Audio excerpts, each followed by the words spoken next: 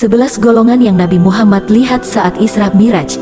Peristiwa semalam itu memberikan pengalaman penting bagi Rasulullah karena dapat mempertemukannya dengan banyak orang dengan beragam karakternya. Setidaknya Nabi Muhammad melihat 11 golongan orang dalam peristiwa khusus itu.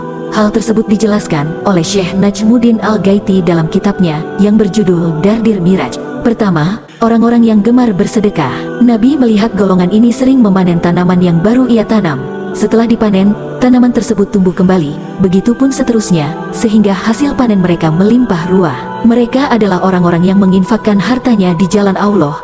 Allah akan mengganti semua hal yang diinfakkan di jalannya. Kedua, orang-orang yang senantiasa berpegang teguh pada agama Allah.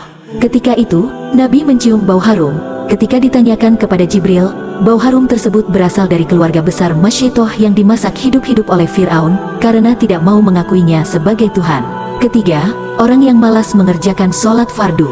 Saat itu, Nabi melihat sekelompok orang yang kepalanya pecah dan utuh kembali secara berulang-ulang. Nabi begitu iba melihatnya. Lalu malaikat Jibril menjelaskan bahwa mereka adalah orang-orang yang kepalanya berat untuk melaksanakan salat fardu sehingga urung menunaikannya. Itulah siksaan yang akan diterima oleh orang-orang yang malas melaksanakan kewajiban sholat fardu di hari pembalasan nanti. Keempat, orang-orang yang enggan bersedekah. Mereka tampak oleh Nabi tengah memakan pohon dari, yaitu pohon kering dan berduri, tumbuhan zakum yang rasanya pahit dan batu yang panas. Kelima, Nabi juga melihat pezina yang lebih memilih wanita lain di luar istrinya sendiri. Kelompok orang ini digambarkan seperti orang yang menggenggam daging empuk dan daging busuk. Namun orang-orang itu memilih memakan daging busuk daripada daging empuk yang dibawanya.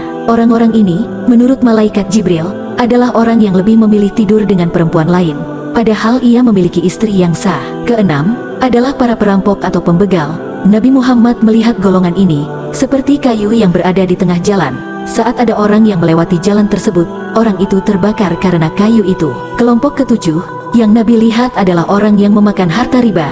Nabi Muhammad menyaksikan perumpamaan golongan ini seperti orang yang berenang di sungai yang penuh darah. Kedelapan, yaitu orang yang rakus jabatan. Rasulullah melihat golongan yang memikul kayu bakar di pundaknya. Orang-orang yang termasuk golongan ini masih terus menambah kayu bakar yang dipikulnya walaupun sebenarnya mereka tidak kuat memikulnya. Golongan kesembilan adalah para dai yang tidak mengamalkan ucapannya. Para dai ini dilihat oleh Nabi seperti sekelompok orang yang lidah dan mulut mereka dipotong dengan menggunakan gunting besi. Setelah dipotong, mulut dan lidah mereka tumbuh seperti semula dan dipotong lagi.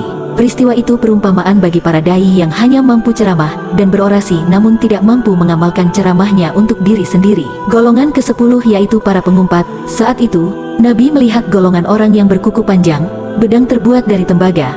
Mereka mencakar-cakar muka mereka. Dengan kuku tersebut, menurut Jibril, mereka adalah orang-orang yang mengumpat perbuatan orang lain.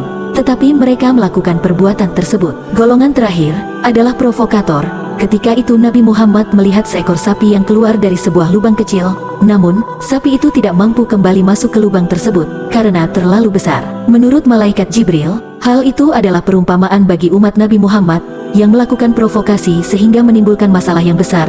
Saat tersadar akan ulahnya, ia tidak mampu menyelesaikan masalah besar tersebut.